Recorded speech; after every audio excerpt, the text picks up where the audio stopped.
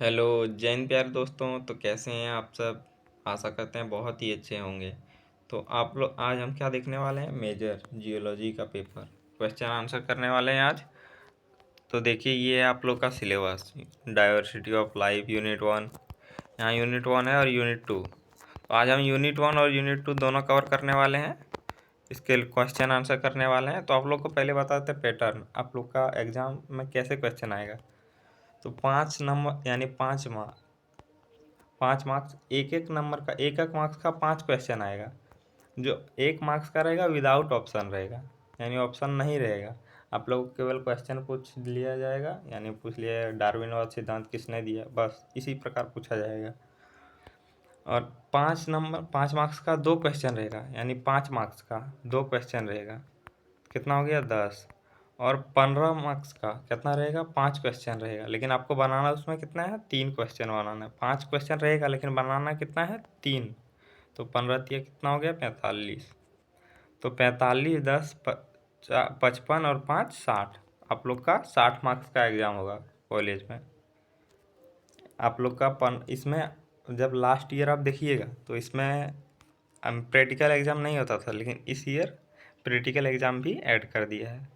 तो 60 नंबर का external exam होगा, 15 नंबर का इंटरनल एग्ज़ाम हो गया होगा आप लोग का, और 25 नंबर का होगा प्रैक्टिकल एग्ज़ाम। वो आप लोग को एग्ज़ाम होने के बाद यूनिवर्सिटी ले लेगा।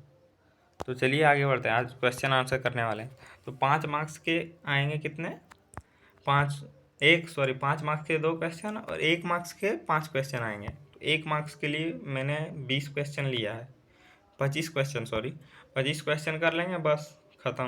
5 मार्क्स के जितने भी क्वेश्चन आंसर आएंगे यहीं से मिल जाएंगे। तो चलिए पहला क्वेश्चन देखते हैं। प्राणी जगत का द्विनामी का नामकरण पद्धति किसने प्रारंभ की। तो किसने प्रारंभ की हो जाएगा, कैरोलस लिनियस ने। द्विनामी नामकरण में पहला शब्द किसे दर्शाता है, तो इसका आंसर क्या आ जाएगा, वंश को जेनस। क्वेश्चन नंबर 3 है, द्विपार्श्वीय सममिति किस प्रकार के जीवों में पाई जाती है, तो उन्नत बहुकोशिकीय जंतु में। क्वेश्चन नंबर 4 है, प्रोटोस्टोम का उदाहरण है, तो इसका आंसर क्या हो जाएगा, आर्थ्रोपोडा। क्वेश्चन नंबर 5 है, अमीबा में गमन किसके द्वारा होता है, तो फुटपाथ द्वारा। चलिए आगे बढ़ते हैं। क्वेश्चन नंबर 6 है, स्पंज के शरीर में जल के प्रवाह की प्रणाली को क्या कहते हैं, तो नालिका तंत्र कहते हैं। स्पंज में कंकाल संरचना किससे बनी होती है, तो स्पिक्यूलस से बनी होती है। क्वेश्चन नंबर 8 है, ओवेलिया में जनन का प्रकार क्या है, तो इसका आंसर क्या आ जाएगा, अलैंगिक और लैंगिक दोनों। आगे बढ़ते हैं। क्वेश्चन नंबर 9 है, प्रवाल भित्तियां किस जीव द्वारा निर्मित होती है, तो यह कोरल पॉलिप द्वारा निर्मित होती है। क्वेश्चन नंबर 10 है, टीनोफोरा में गमन किसके द्वारा होता है, तो कॉम्ब प्लेट द्वारा। क्वेश्चन नंबर 11 है, फासिओला हेपेटिका किस वर्ग से संबंधित है, ट्रेमेटोडा से संबंधित है सॉरी। क्वेश्चन नंबर 12 है, फसिओला का मध्यपोषी कौन है, तो घोंघा है। क्वेश्चन नंबर 13 है, एस्कॉरिस किस प्रकार का परजीवी है, तो इस अंतःपरजीवी है। एस्कॉरिस किस अंग का में निवास करता है, तो छोटी आंत में निवास करता है। क्वेश्चन नंबर 15 की ओर बढ़ते हैं। 15 नंबर क्वेश्चन है, केंचुए में उत्सर्जन किसके द्वारा होता है, तो नेफ्रेडिया द्वारा होता है। मेटामेरिज्म किस संघ का विशेषता है, एनेलिंडा। तो झींगा में उत्सर्जन अंग क्या है, तो हरित ग्रंथि। क्वेश्चन नंबर 18 की ओर बढ़ते हैं। कीटों को चबाने वाले मुखांग का उदाहरण क्या है, तो क्या हो जाएगा, तिलचट्टा। मोजक दृष्टि में किस में पाई जाती है, तो झींगा और तिलचट्टा में। क्वेश्चन नंबर 20 है, पीला में श्वसन अंग क्या है, तो गलफड़ा और फेफड़ा है। क्वेश्चन नंबर 21 है, गैस्ट्रोपोडा में शरीर की मुड़ने की प्रक्रिया को क्या कहते हैं, तो टॉर्सन कहते हैं। क्वेश्चन नंबर 22 है, एस्टेरियस में जल संवहनी तंत्र का मुख्य भाग क्या है? तो रेडियल कैनाल है। 23 नंबर क्वेश्चन है, इकाइनोडर्म में लार्वा सममिति कैसी होती है? तो यह द्विपार्श्वीय होती है। 24 नंबर क्वेश्चन है, बेलेनोगासस किस संघ से संबंधित है? तो हेमिकॉर्डेटा से संबंधित है। हेमिकॉर्डेटा में श्वसन किस संरचना द्वारा होता है? तो गिल स्लिट द्वारा होता है। अब यहाँ से लॉन्ग क्वेश्चन आंसर शुरू होते हैं, जो 5 नंबर और 15 नंबर दोनों क्वेश्चन कवर हो जाएंगे यहीं से।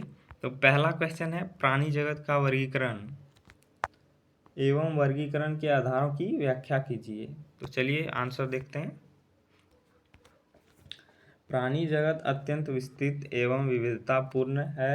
पृथ्वी पर पाए जाने वाले लाखों जीवों को समझने और व्यवस्थित रूप से अध्ययन करने के लिए वर्गीकरण आवश्यक है। यानी क्या होता है, पृथ्वी जगत में बहुत प्राणी हैं, उन्हीं को समझने या व्यवस्थित करने के लिए उसका वर्गीकरण मतलब क्या है, बांटना बहुत आवश्यक है। वर्गीकरण वह वैज्ञानिक पद्धति है जिसके द्वारा जीवों को उनकी समानताओं और असमानताओं के आधार पर विभिन्न समूहों के में बांटा जाता है।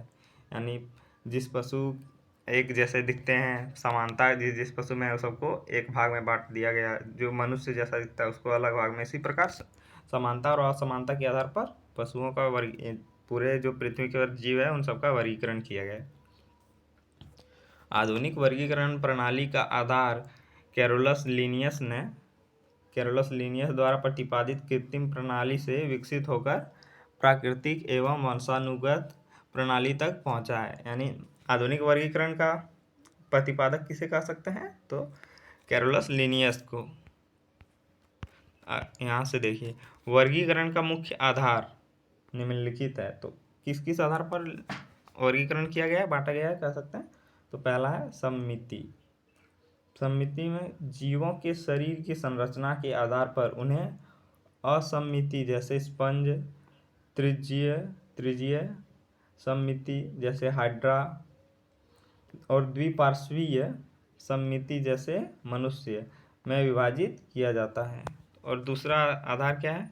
Germ layer. तो यहाँ इसका पॉइंट क्या है?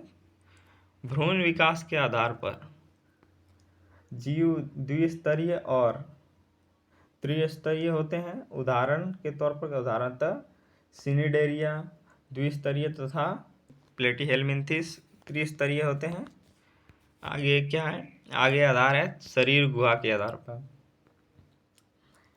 कोइलोम की उपस्थिति या अनुपस्थिति के आधार पर जीव एसिलोमेटे, स्यूडोसिलोमेट और सच्चे सिलोमेट में बांटे जाते हैं। खंडीकरण शरीर के खंडों में विभाजन में मेटामेरिज्म कहते हैं, जो एनीलेंडा में स्पष्ट होता है। तो यह आधार हो गया। और अगला आधार क्या है? प्रोटोस्टोम एवं ड्यूट्रोस्टोम। आगे बढ़ते हैं। भ्रूण विकास के दौरान ब्लास्टोपोर से बनने वाले भाग के आधार पर जीवों को दो समूहों में विभाजित किया जाता है, प्रोटोस्टोम में, और ब्लास्टोपोर से मुख बनता है, जबकि ड्यूट्रोस्टोम में गुदा बनता है। इस प्रकार वर्गीकरण जीवों की संरचना, विकास और आनुवंशिक संबंधों पर आधारित है। यह न केवल जीवों की पहचान में सहायक है, बल्कि उनके विकास क्रम को समझने में भी महत्वपूर्ण भूमिका निभाता है। यानी आप लोग को दिखाएं, इतने पॉइंट में आप लोग को लिखना है। पॉइंट वाइज अब लिखिएगा, अच्छा लगेगा देखने में भी और मार्क्स भी अधिक मिलेंगे। तो पहला किस किस प्रकार पर? प्रोटोस्टोम एंड ड्यूट्रोस्टोम में, खंडीकरण में, शरीर गुहा के आधार पर और जर्म लेयर के आधार पर और सममिति के आधार पर। तो इसी आधार पर वर्गीकरण किया गया है। और दूसरा क्वेश्चन है, जियोलॉजी नामकरण द्विनामी एवं त्रिनामी का वर्णन कीजिए। तो चलिए देखते हैं। जियोलॉजिकल नामकरण वह वैज्ञानिक पद्धति है जिसके द्वारा प्रत्येक जीव को एक विशिष्ट एवं सार्वभौमिक नाम दिया जाता है। इसका मुख्य उद्देश्य विश्व भर में एकरूपता बनाए रखना है, ताकि ताकि एक ही जीव के लिए विभिन्न स्थानों पर अलग अलग नामों से उत्पन्न भ्रम को दूर किया जा सके। द्विनामी नामकरण, इस पद्धति की स्थापना कैरोलस लिनियस ने की। इसके अंतर्गत प्रत्येक जीव को दो शब्दों से मिलकर बना नाम दिया जाता है। पहला क्या होता है? पहला शब्द होता है वंश। वंश को क्या कहते हैं? जेनस। और दूसरा शब्द प्रजाति होता है, स्पेसीज को दर्शाता है। तो जैसे उदाहरण कैसे कर सकते हैं? होमो सेपियंस, यानी इसे मनुष्य प्रजाति। तो द्विनामी नामकरण के नियम क्या होते हैं? नाम लैटिन या लैटिनीकृत भाषा में होनी चाहिए। वंश का नाम बड़ा अक्षर से और प्रजाति का नाम छोटे अक्षर से लिखा जाता है। मुद्रित रूप में नाम इटैलिक और हस्तलिखित रूप में दोनों शब्दों को अलग अलग रेखांकित किया जाता है। त्रिनामी नामकरण, जब किसी प्रजाति की उपप्रजाति को दर्शाना होता है तब तीन शब्दों का प्रयोग किया जाता है। उदाहरण होमोसेपियंस। इस प्रणाली को अंतर्राष्ट्रीय जियोलॉजिकल नामकरण संहिता ICZN द्वारा नियंत्रित किया जाता है। यह पद्धति वैज्ञानिक संचार को सरल एवं स्पष्ट बनाती है तथा जीवों की सही पहचान सुनिश्चित करती है। यहाँ खत्म हो गया। क्वेश्चन नंबर 3 है। आप लोग देखिए, मैंने यूनिट 1 से 5 क्वेश्चन एकदम BBI आप लोग को बता देते हैं। अगर आप लोग का लिखने आएगा 15 नंबर का क्वेश्चन में कितना लिखना है? 5 नंबर के क्वेश्चन में आप 150 से 150 वर्ड लिख दीजिए, काफ़ी रहेगा। लेकिन 15 नंबर के क्वेश्चन में आप लोग को कितना लिखना है?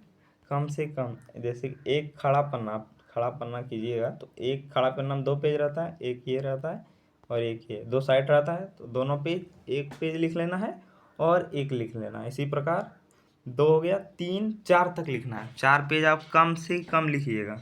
15 नंबर के क्वेश्चन में 4 पेज कम से कम लिखिएगा। आप 5 पेज 6 पेज अगर आप लोग जल्दी लिख सकते हैं तो 6 पेज तक लिख लीजिएगा। नहीं तो आप कितना, कम से कम 4 पेज एक क्वेश्चन, 15 नंबर के क्वेश्चन में 4 पेज लिखना एकदम आवश्यक है। देखिएगा 4 पेज से कम मत लिखिएगा 15 नंबर के क्वेश्चन में। तो चलिए, यही बताना था कि आप लोग को इतना लिखना ही होगा। यहाँ देख सकते हैं अमीबा, मैंने यूनिट 1 से 5 क्वेश्चन लिए हैं, लॉन्ग क्वेश्चन। आप देखिएगा 4 नंबर क्वेश्चन क्या है? स्पंज में स्पिक्यूलस का विस्तृत वर्णन कीजिए। क्वेश्चन नंबर 5 है प्रवाल भित्तियों का विस्तृत वर्णन कीजिए। और यूनिट 2 का यहाँ से शुरू होता है। तो प्रजाति की संकल्पना एवं श्रेणीबद्ध वर्गीकरण का वर्णन कीजिए। तो चलिए यूनिट 2, आप लोग का इसका PDF कहाँ मिल जाएगा? टेलीग्राम चैनल पर, जिसका लिंक कहाँ रहेगा? कमेंट में पिन रहेगा, वहाँ से आप जुड़ जाइए। इसका PDF आप लोग को दे देंगे। आज यूनिट 1 और यूनिट 2 करा रहे हैं, एक वीडियो यूनिट 3 और यूनिट 4 दोनों कवर कर देंगे। प्रजाति की संकल्पना, कॉन्सेप्ट ऑफ स्पेसीज एवं श्रेणीबद्ध वर्गीकरण का वर्णन कीजिए। तो चलिए शुरू करते हैं।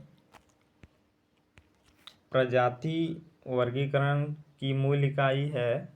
यह उन जीवों के समूह हैं जो संरचनात्मक रूप से समान होते हैं, प्राकृतिक परिस्थितियों में आपस में प्रजनन कर सकते हैं तथा उर्वर संतति उत्पन्न करते हैं। आधुनिक जीव विज्ञान में प्रजाति की विभिन्न संकल्पना दी गई है। जैविक प्रजाति संकल्पना पहली है कौन?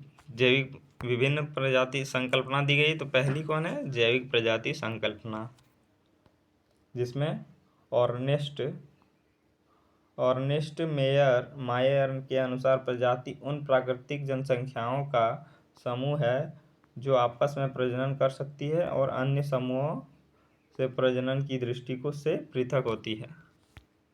और दूसरा क्या हो जाएगा? आकृतिक प्रजाति संकल्पना। चलिए आगे बढ़ते हैं। बाह्य संरचना एवं आकृति के आधार पर प्रजाति का निर्धारण किया जाता है। आकृतिक हो गया। और अब की बात तीसरा है क्या?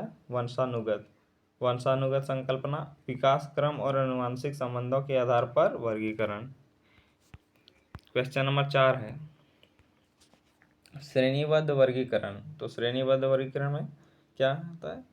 तो जीवों के विभिन्न स्तरों में विभाजित किया जाता है, जिन्हें टैक्सा कहते हैं। प्रमुख श्रेणियाँ, टैक्सा की प्रमुख श्रेणियाँ कौन कौन सी है? तो जगत है, किंगडम है, संघ यानी फाइलम है, वर्ग यानी क्लास है, गण यानी ऑर्डर है, कुल यानी फैमिली है, वंश यानी जेनस है, और प्रजाति स्पेसीज है। तो उदाहरण पर देख सकते हैं मनुष्य का वर्गीकरण।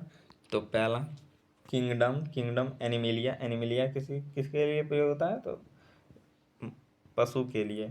फाइलम यानी कोर्डोटा, क्लास किसके लिए होता है? मामेलिया, और ऑर्डर होता है प्रीमेटेस के लिए, फैमिली होमोनेडे।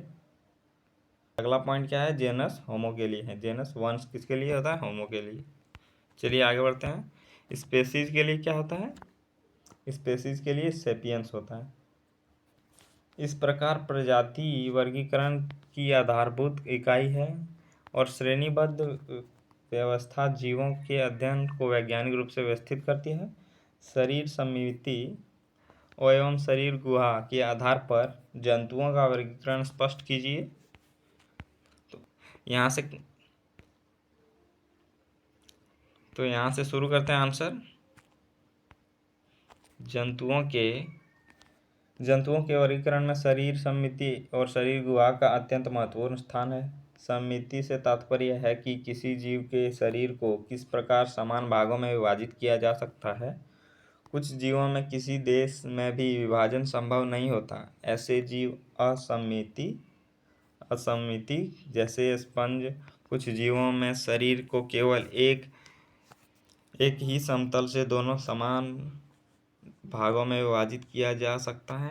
इन्हें द्विपार्श्वीय सममिति जीव कहा जाता है, जैसे मनुष्य और केचुआ। कुछ जीवों में शरीर को कई समतलों से समान भागों में विभाजित किया जा सकता है, जैसे हाइड्रा और जेलीफिश। इन्हें त्रिज्यीय सममिति जीव कहते हैं।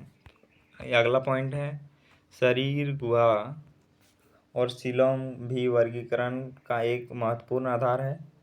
सीलोम वह तरल से भरी गुहा है जो मेसोडर्म से आच्छादित होती है और आंतरिक अंगों के स्थान प्रदान करती है। जिन जीवों में सीलोम अनुपस्थित होता है यानी नहीं होता है उनमें, तो उन्हें एसीलोटेम कहा जाता है, जैसे प्लेटीहेल्मिन्थिस। चलिए आगे बढ़ते हैं। जिनमें आंशिक सीलोम पाया जाता है, जिनमें आंशिक यानी आंशिक मतलब क्या है? एकदम बहुत कम। उन्हें क्या कहते हैं? स्यूडोसिलेमेट। जैसे कह सकते हैं नेमेटोडा। जिन जीवों में पूर्ण विकसित सच्चा सीलोम होता है उन्हें सीलोमेट कहा जाता है, जैसे एनिलिडा और आर्थ्रोपोडा। सीलोम की उपस्थिति जीवों के विकास क्रम और जटिलता को दर्शाती है। यह अंगों को स्वतंत्र रूप से कार्य करने की सुविधा देता है और शरीर की संरचना को अधिक संगठित बनाता है।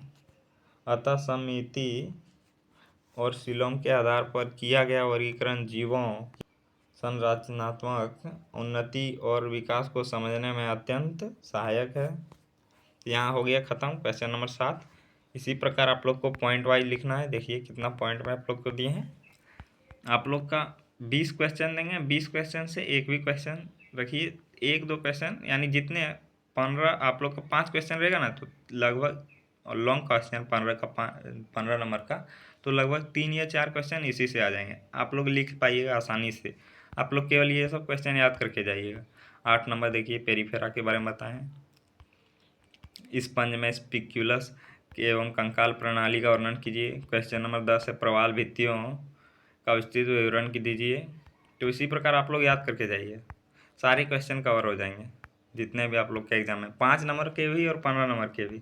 और यूनिट 3 और 4 एक वीडियो और दे देंगे, उसमें भी आपको बता देंगे कौन कौन क्वेश्चन भी आए हैं। ये सब कर लीजिएगा, बस 10-20 क्वेश्चन कर लीजिएगा, फिक्स है, सारे क्वेश्चन यहीं से कवर हो जाएंगे। तो चलिए मिलते हैं अगले वीडियो में। जय हिंद।